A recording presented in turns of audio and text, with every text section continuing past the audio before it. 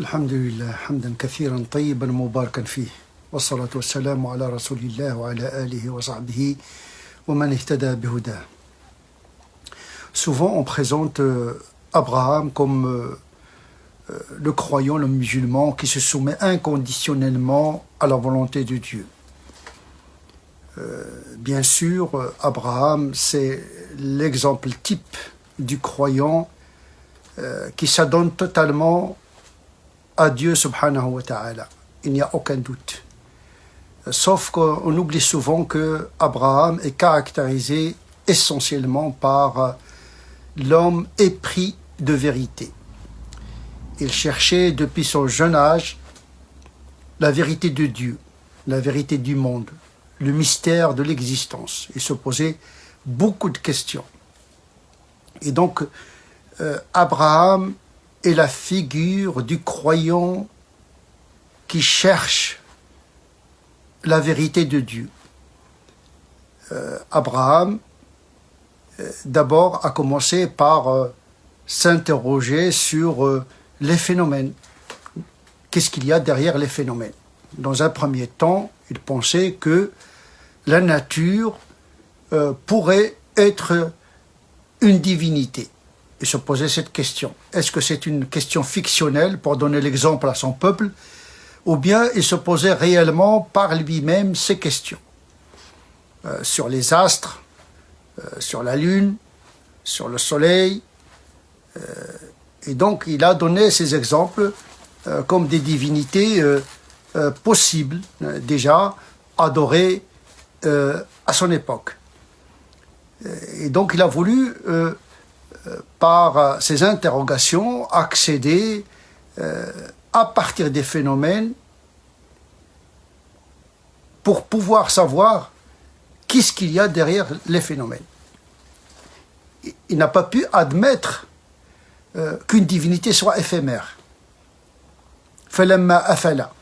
Il parle de l'uful, il parle de l'accident, c'est-à-dire des phénomènes qui sont de l'ordre de l'accident.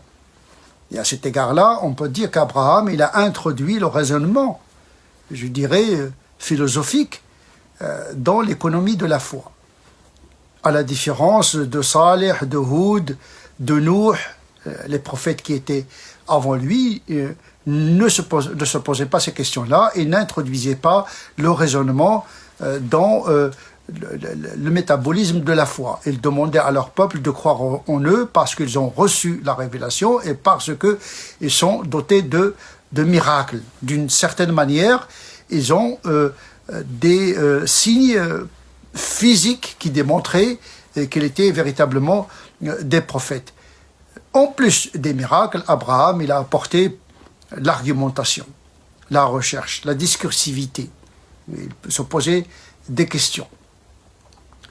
Une fois que cette vérité de Dieu s'est installée dans son cœur, dans ses convictions, il ne s'est pas arrêté de chercher. D'abord, il a cherché à partager cette vérité avec son peuple. Abraham, il était quelqu'un qui était un marginal, d'une certaine manière. D'ailleurs, il s'appelle le Hanif. Il était en lui-même une communauté. Inna Ibrahima kana ummatan qanitan lillahi hanifan wa lam yaku min al-mushrikin. Abraham était en lui-même et à lui-même une communauté entière, vouée totalement à Dieu, incliné. Le Hanif, c'est celui qui est incliné, qui sort de l'habitus, qui sort des habitudes de son peuple. Walam yakum min al-mushrikin, il n'était pas un associationniste. Il était un monothéiste pur. Et donc, Abraham, il évitait l'habitude qui émousse la sensibilité, l'intelligence et la réflexion. Et donc, pour accéder à la vérité, il faut résister à l'habitude, aux croyances répandues. D'ailleurs, le Coran critique le peuple de Mohammed sallallahu alayhi wa sallam justement parce qu'ils suivent les croyances de leurs ancêtres. Inna wajadna aba'ana ala umma. Nous avons trouvé nos ancêtres sur une religion et donc nous ne faisons que suivre leurs croyances. Eh bien, Abraham, il a instauré la résistance contre le suivisme, at-taqlid al-a'ma, le suivisme aveugle. On suit ce qui doit être suivi, mais nous devons toujours garder une certaine critique et user dans notre raison et dans notre réflexion pour pouvoir vérifier justement le contenu de ces croyances. Et donc Abraham, il a instauré cette méthode réflexive dans l'examen des croyances. C'est pour cette raison qu'il est une figure tutélaire du Coran, un modèle à suivre. C'est quelqu'un qui cherchait la vérité en permanence. Il a essayé de partager cette vérité, son peuple a refusé, eh bien, il a quitté son peuple. Inni dhahibun ila rabbi sayahdin. Je pars, je m'en vais, je vais marcher, je marcherai vers Dieu, il va me guider. Donc il a reçu la conviction, il a reçu la révélation, et pourtant il a dit que je vais marcher pour être guidé par Dieu, c'est-à-dire que cette vérité reste encore à explorer. En effet, on est dans la vérité, mais cette vérité demande à être explorée. Donc la marche vers la vérité, dans la vérité continue. Abraham ne s'est pas contenté de recevoir la révélation, mais de chercher dans la révélation la vérité de Dieu.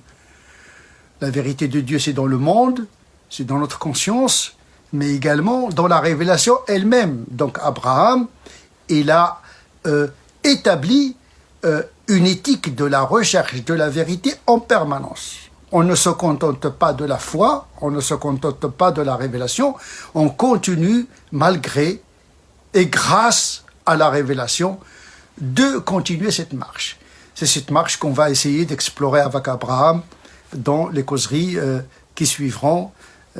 نسأل الله عز وجل أن يجعلنا من الذين يستمعون القول فيتبعون أحسنه أولئك الذين هداهم الله وأولئك هم أولو الألباب سبحان ربك رب العزة عما يصفون وسلام على المرسلين والحمد لله رب العالمين